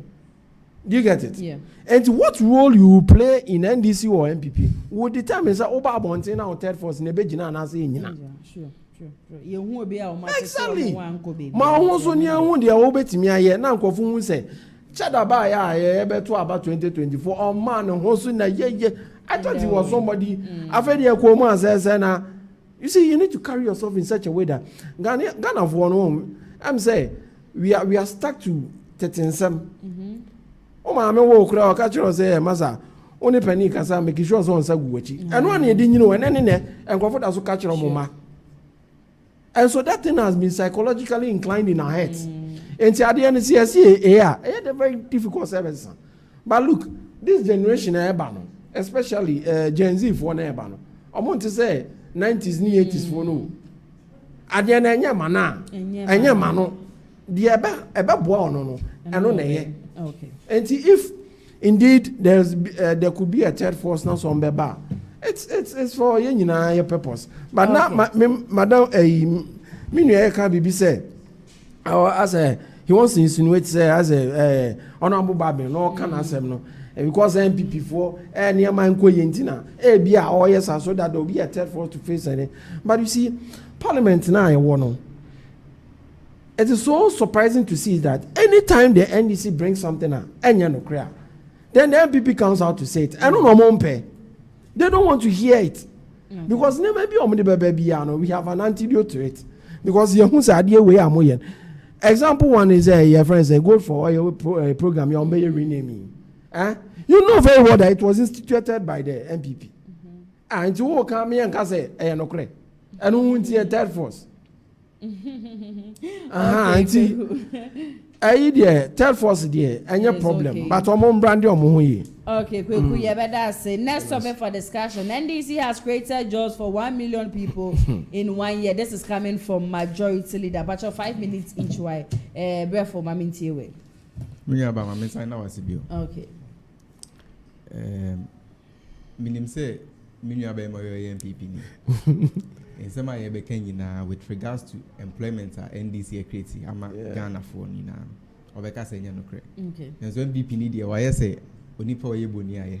So man ko to kra obi say koto ni ti we. No dey say koto ni ti. E no kre pa say majority leader honorable Mama Yarga ka say ye create aban ye create nyuma over 1 million. Ama Ghana for an asset memufo e no kre pa. Near yɛde access sɛ aban bi bɔ ne ho bɔden paa me de me susuye mu no ɛyɛ sɛ emra na ɔwɔ opposition no bɔhyɛ a wɔhyɛɛ no ɔbaeɛ no deɛ hin ne deɛ hin na watumi ayɛ na time a wɔka so ɔbɛyɛ no watumi ayɛ ana wo de yɛ saa analysis we sɛ emra yɛ opposition taxes a Alhaji Bawumia ɛne ne boss Nana Akufo-Addo de gu yɛ so bebree emission stars ye kasi ebe si ye COVID levy ye kasi ebe ye betting tax ye kasi ebe ye the almighty e-levy ye kasi ebe ni na ye okay o hwe no fee stress policy sisi anu ye nwan mo moko schools tertiary institutions ye si first year ti o mo fees ama mo enwema bebree na ye kan kokon kitenkete ho asem na binum se wo ne minua be ma na mo se mu hunu senior distribution e kratie. May I can tell you for a fact, say, on 26th January, Foriko Municipal Assembly, you receive 10,000 checks. And go conquer 10,000. And to say, Nipa could be 50, 200. What the 200 multiply municipal assemblies and as a district assemblies of Ghana, numbers no any mupa. Yes, national apprenticeship program. I say, a binding 1 year per se, or soon Juma, or 2 or 3 inside masters in a madam for. Now I say, I'm a one video or the best idea. Osua de na wo pon ho a aban no asan ama wo ndwetire ampe bibi kakra mom de ahso mo adwumase nti se ye ne saa na se numbers ne so be kosoro wo de hwe wo mo peso musua hairdressing mo peso musua 3 ye mason fo tilers ene de aka ka ho nyina no utumu se ya launch national apprenticeship program na se ye adwuma de a saa numbers no e be kosoro yen san hwe bibi e fe na adwuma wura program asisi a ye ma mbabunu a womo pese womo ye ndwuma ye ma womo sika ama mo di ahye mo adwumam na so womo pese womo start kra ne mo bibi mo di start no tu hwe ndwuma bebre e na aban we ba ye we create but Ghana Statistical Service ensemo a na womo ka aye no nti ye wura Mahama Yarga gina so kan no eno kra ne womo report for me can say for government no but there are lots of policies abeboa ama tememufo anase Ghana fo anya adwuma a partisan, a NDC in Gua. Okay. But what I say? Meaning you people have created the 1 million. Exactly. Send a mabo bossy. Programs I launch any day can win. Now when him say, Meba, now when him say, okay, fine. So if you have not seen it, I'm not sure say you bet me a coffee 1 million abamoye in Ayakai. But the end dibehu.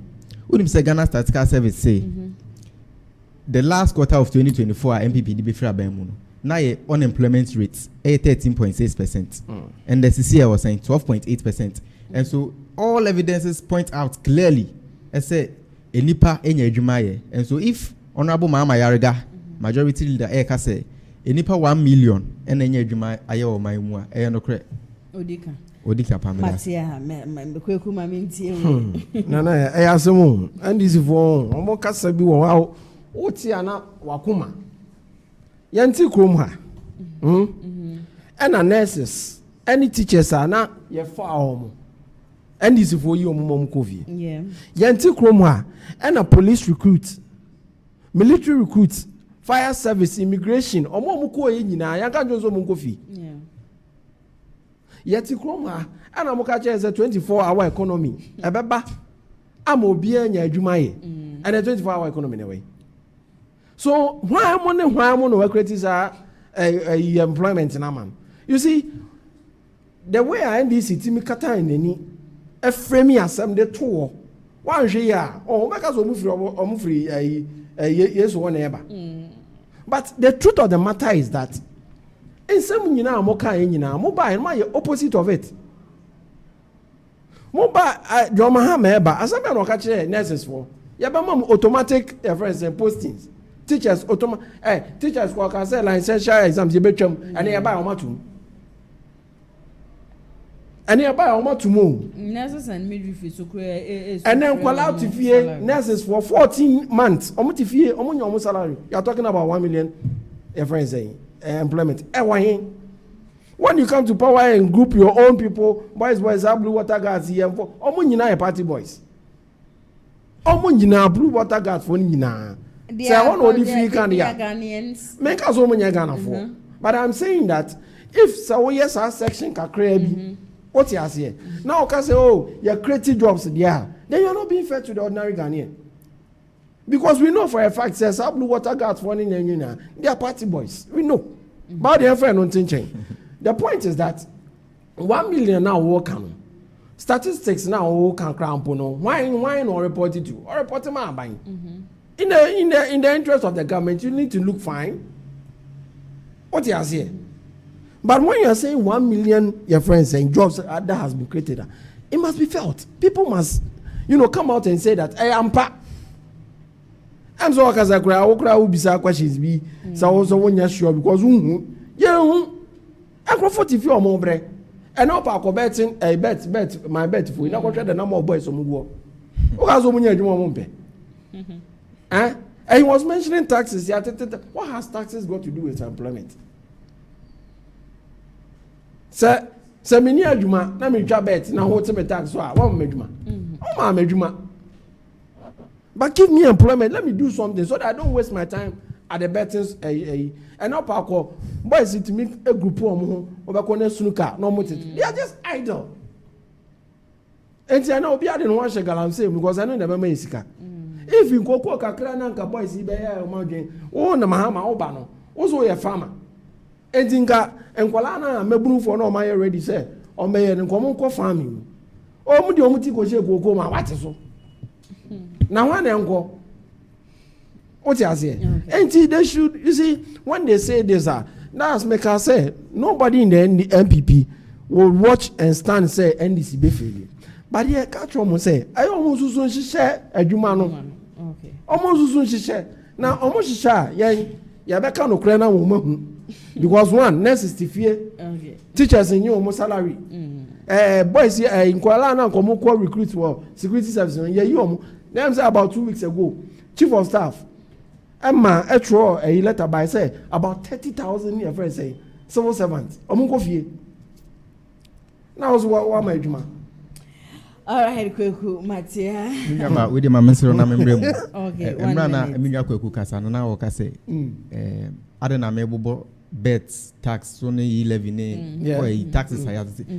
Me pa che o man ka say eno na ye ndwuma no. Me starting me ka say so pese hu aban bi body mwa o asese bosha obehye ene dia kan ade wo bosha dia hye yo ena so pese hu se ndwuma na ekoso a 1 million jobs na ye kan ho asem no enye one day event na ya organizing ye say ya many power million ndwuma eye cumulative economic growth and I say akoye milestone achievement bi aye achieve ente say dey Alhaji Bawumia beka say ono ne penso na mobile money interoperability by enti no from that time one more mobile money na no for adwuma na so no abo money adwuma na no kre we eyen kakra obi eyen adwuma ne nti uka say blue water gas for party boys nso ye Ghana for and you have no evidence to to back say omo ye party boys and the nine most for hwe and baby obeko o my Ghana mu bia no ye kwan ye interchange see hospital nti Ghana dan construction site nti mmabunu anasete memu for mo sign kro ne so na womo bo ama ya yes construction we ni na nya adwuma na wo ka say mmabunu ni nya adwuma nti na omo tete better say omo twa better no like are you not ashamed to say that say some mmabunu ya o de yen fa ne say ye no kura ampo say womo nya adwuma nya nti na omo tete better say twa better no nti wonim say enya de papa ana say omo ho kire omo na mra na omo twa better na o san ti omo tax no okay, Nana Ozel, waka a some way American, so Yante Masi. My point is very simple. So also why 1 million jobs now? Let it be visible. Now boys here my can I say text yeah time now and Dr. Bawumia adding mobile money interoperability buy. Before now about 170,000 penna. And Kwafuna are logging onto it.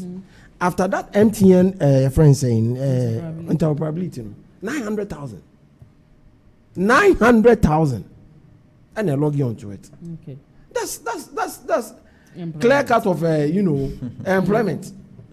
And see, yeah, catch on and say 1 million no more Canadian. Will read us some Busimoka. Okay. A woman who the actual near my question, no one can crank check. I don't know, I remember who the echo. Also, not 1 moment. Yeah, very next topic. Upon and Chroma slims government for cocoa price cuts and paid farmers. Kweku. Cocoa has in you. And what is it? More time saying. I'm giving you cocoa issue in the mama 7 minutes. Oh, medasi pa. What is that about last week in your one for a day, mammy. No matter who cocoa be out. I was like, I think we had discussed that okay. On Monday and himself about you. Because me your time what in research. I don't come a day by face. What you say? I made the past 1 month 7 minutes. Now, this cocoa issue, no. Mind is volunteers, yes, say. You don't play with cocoa farmers. Makanwa has said, Adia Emma 50% of Ghana's GDP no, as profit. No.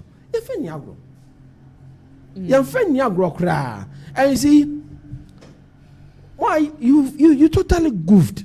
One young tomb. Now, one can share your farmers and say, share, you take a decision. The decision about Tia Pamacho. You be say cocoa ni say, na buto ya momra. But you don't go and say an international market, you know. And you know international market never fluctuating.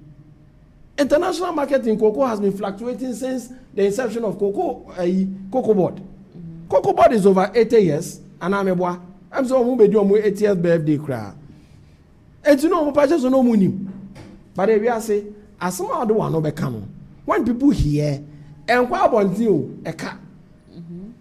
Moka first Moka chair say cocoa na when they have be quiet in the press conference as I'm no kind. I see Ghana cocoa ni expensive. Yaboka previous government no ko to use sacks bia or any kwanso na ko moto. Ni nyina bosire muka. Na ma me fa no 11. Now say or say then or say a kada ho 32 billion meboa. So say 32 point something billion. Me patcho company bia so company bia or liabilities. Yeah. Say company or more liability. Me boa. Until liability no cost to you. Mupo. You have to handle it. And obi ba no dey a friend saying A4 sheet bremo so dey aba. E bia mbeka chen say oh and then ye ntimi ntua. Ma bosume nso ane ai den na atua ma. Si etimi ye ne sa. Me boa. Sa time no won first scanning by no say cost. A cost that so. What you say? Yeah. And every company has it. And it's all now because you just 32 billion na who chantro. All can in na na dey wan wakra wo asemi kra mo ni say all can in the year 2024-2025 cocoa board a year profit of 3.9 billion. What the 2024 na exchange rate you saying? Yeah, jo mo no 7th and 14.95. Me boa. Me pa cho yen fa calculate and mo 3.9 billion into Ghana cedis. It was over 40 something billion. 40 something billion Ghana cedis. And it is over 32 billion as debt. Now, profit of about 42 and over. How do you say it's over debt? Because anywhere we be now they talk as now. Anywhere we be now they talk as now directors. Obi a worker, I won't mean to what mean is to 110 pickups. I'm our district managers. I say be out of 10 V8. After move 4, says amount of deputies. And you want to tell us it's a waboka. I ain't true. I am pure and true. And you see there, Okazamba could be an youth Saxon. Adia, MBP are called youth Saxon here. And Ghana, you over 1 million cocoa farmers. Okay. And to say, Okoto, your friend saying, Obi Omdom cocoa neba. Now, so an excess of 55,000, maybe so 55,000, maybe to me 500,000. And to me 500,000. Provide the 1 million in our crying day. Man. But in anticipation, on say cocoa no more 2 seasons. And see, on chain, my time need new, and then you buy it in advance. And only idea will. And see, Randy Abe was one of the persons that or Kotina Metro TV. Can be who say, Coco and Yansen na when it. Now they be a case of book, or book, so I do. Near Casa, ya, and only answer. And it obey. And see, yeah, catch almost say, and something you know, Mokafa Coco, no one in a young tro. They should tell the truth to the cocoa farm. Video be about Tukuno, and then no more air tries away. On him about Gubi or to work, I say, be your message. Mom can't change the previous minor aboka or mocha. So aboka the amon quachiom. Moquachiom, dear. Then we can believe that some are more than more canon. Until then, they're not just a cabiano, which is true. Syndicated loans are what now, but they are year 19 could you hope I'll be seeing. In fact, who free a Belmont 2016, which I say. You left out a friend saying, what do you call it? A debt of about 3.something billion. You left it. How big aside? No, be spending within your friends 8 years. No more 32 billion. I know the other you are complaining. Even that one is not a debt. Me come on say there is no debt in Cocoa Board. This thing was turned to a simple managerial incompetence. Okay. A simple. And it's on here. No more revising because me, muscle, a Abedu, or your cocoa farmer, and what does so? I want to phone. Namasu na nti omonya hwe from Zazubo. Omonya hwe from ya bompai. And why there? We are now can now so di biako. No achira mo say cocoa for no. Still. Omogususu. Sa 25 there. Enyo mo hwe. Why? Yate. Ede brefo mami ntie. Ya ba me na asibio. Edi ka mami fe nchi ama cocoa akuafo.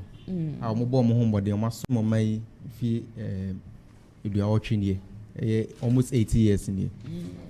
Na me pese me ka asem bi say MPP for no wo munja hypocrisy na wo moye no me say and you read the state of nation address MPs a mujina parliament o mukuta kokoo no ebi mo nani o mo first time o mo de o mani hu kokoo so untumi nka asem me bo anso senke de bo frɛ na ko hye o mo nsɛm say eno na ekokoo ne kran ka mo beje de sɛ na ekokoo asa na ezero and abi onye fufu onye kokoo da adan na afedie akoye say MPP ni bia ekokoo farmer omo person omo chere say omo dwini kokoo akuafo ho anaso enya nokre NDC uyi NDC na uyi MPPC wa NDC ene ye show say ya dwini kokoo farmer ho minya wati ase sisi anokre na dedi kokoo farmers ni na hu me hwe video bi a ye ko kokoo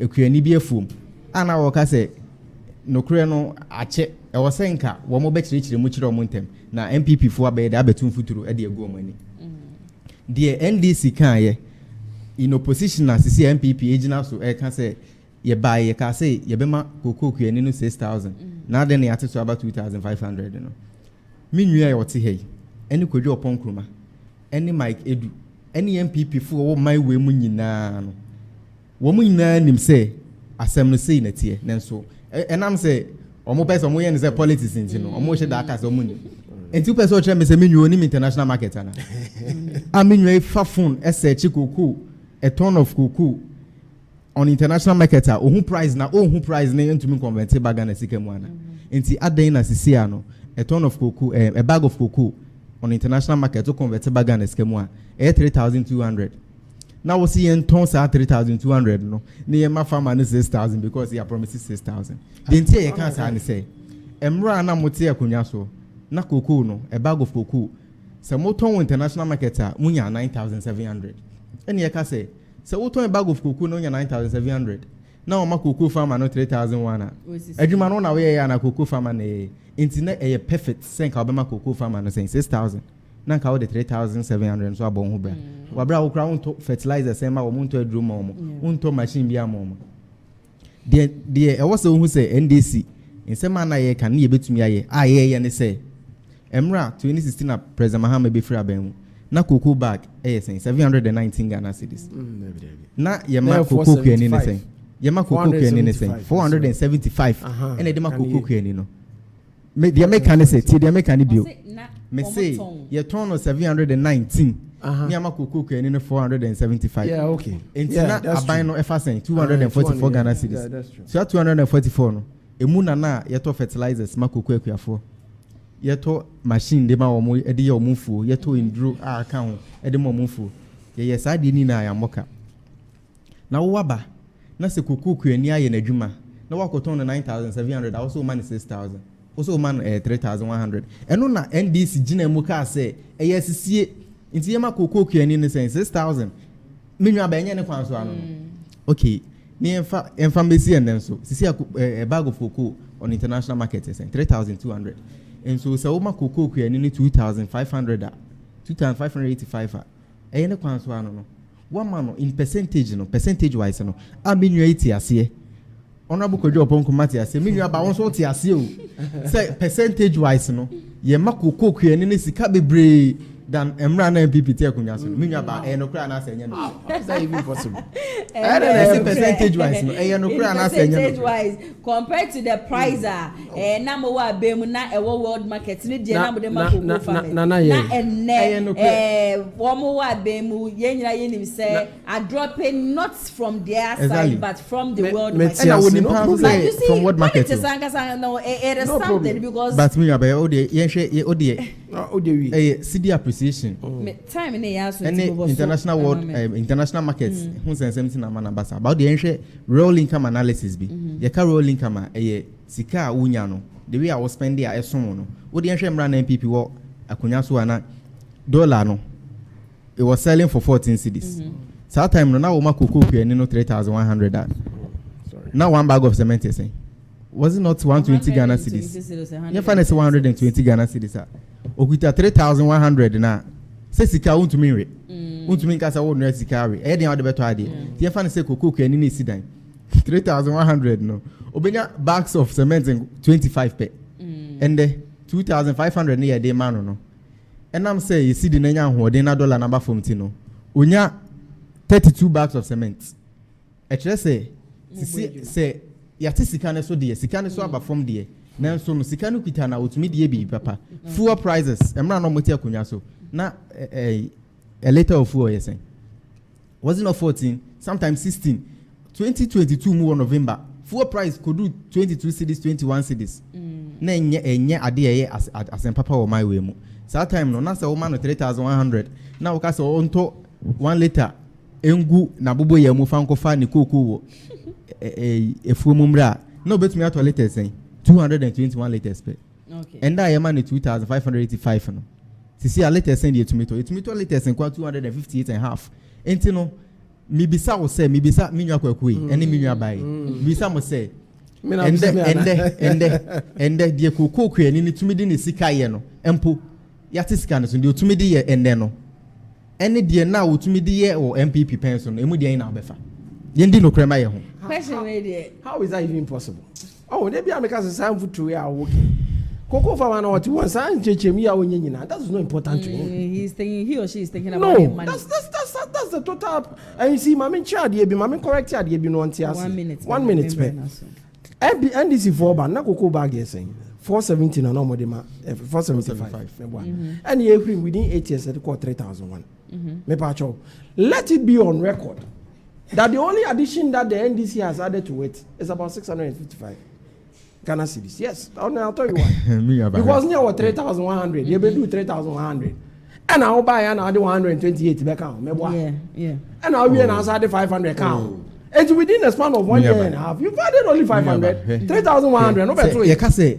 Yeah, analysis in raw figures are they be a getting. And I can't say no. Me, I am speaking to the cocoa farmer. I am speaking to the cocoa farmer.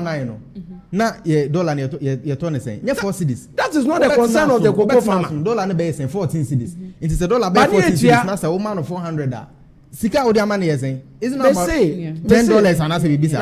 It's one of my more year. It is your responsibility to pay them higher. That time now no can say even dollar no was running and your man boy den. Nana do still compensated these people. And I may say one year is one hour more money more due. It's one more music say one hour so almost 7,000. Cocoa prices definitely increase abano ase ku afom no bo. I say one the ku afom no hwehwe pan say what market no esan ko soro a ye fa musika momo aban na so mo bo se mo be ya momo. Okay. And then two ase nyina yet ye hwe. Oh.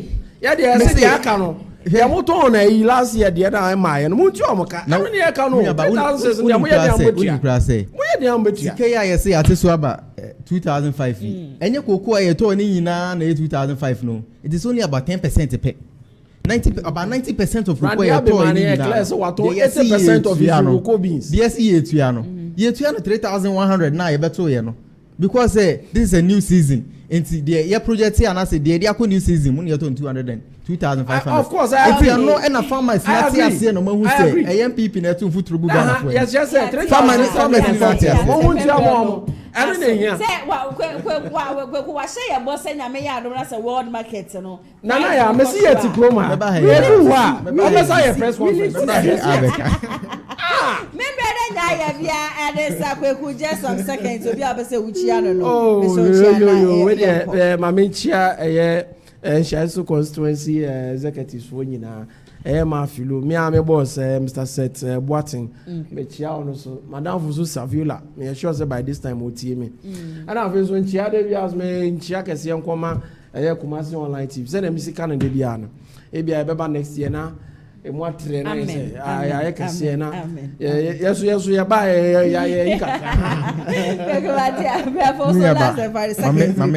Mamma French Chiakas, Yapan, and Coma, Chamana Nakwesi.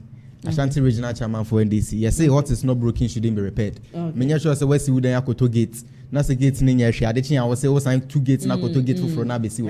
And to know Nana question, Juma Power Obo. Emro Obeto NDC and Gunya Semo Ashanti region Hano. Nay, was it 4 or 5? And there were 2 Akko 7. It was Ashanti region. Incident I was here, you know. Near go before Froba. And you know, a Jumana away. Okay. I was ya bianesa kwenku amposa wa ye NPP communication team members aso na Agyapong wono so ye NDC communication team member me ne wo mo na etwetwe enkomo enne ewo dwumedie ne so in fact comment section asenso de enya asam ketwa kra na de base for no wo ma je honum nyina no e de afa dwumeko bia da Roma. And I'm intimidated show that you know ever so more a lioness clinic GH me pacho one more say one more payment plan now we share now we yadi ada so acha we chia wunya nredo sika nyina asa de bra be hu wo mo oba be hu wo mo wo ma bi biduro no wo mo de be ma kwan a wa pesa wo faso a wutue ni nyina no wo mo no betena se na wo mo ne waka induro ne so de country bia wo bia no metimi asane bi e de amount wo ye be ma na se empema gro ne nkoye ya e ho no ne hia no frɛ wo mo wate we your boss I want some your problem wa onu am twehwe nkoma o mejo so e free consultation unchwe sikebia o me adwuma Mondays ko Saturdays and about 8 a.m. because you number 6 p.m. branches mienu enkramantem no more sprinters and akumasi and ya de more tech maxima wetimi afre wo more 0559658403 and that's 0558143438 na on a lioness clinic GH4 atwetwe enkomo Danis garage so se car o pere brabe hu wo mo elancho lankusa V8 akoma ne de kaka hu nyina no obeba o showroom ho no na je cars no esum ho no mankasa baby a wo bia wo to mo cars a woni abanya problem bia yen kasa obi ekowia ka de nkrata nyina egu cars so engines so ada cars mu ne buhua eye quality ankasa nti upe car to de amepacho sabre mekanfo Danis garage e de ama bra be hu wo mo na bra be je wo de opo mechi akwaya mo okumasi asokwa wo mo ni TI Amas na edi inhweni Monday to Sunday bra bia be frɛ bia no Wambajo so 0550623377 ene omo number obetimi afre womu edi esi so Maminda production team ni nyina se ade adwo sapoma wo bomechi dom saso ena camera ene MCR nso de kwadwo sapon nsa no adwuma na Shogun executive producer Mr. Daniel yebo amenso amitire dwem ene dwumedie ebesom momidi ene nana ya se unfortunately me time aso ntina mentimi read mo comment ni nya ba trust me say nyampa Monday comment ahodo ebebe nyina no meto mebo na makenkan ni nyina no ede amamu nyankopon hira mu nyina na mo enjoy mu weekend nyampa Monday 2 p.m. to 4 p.m. Yebesan so edi ehia stay safe makramo.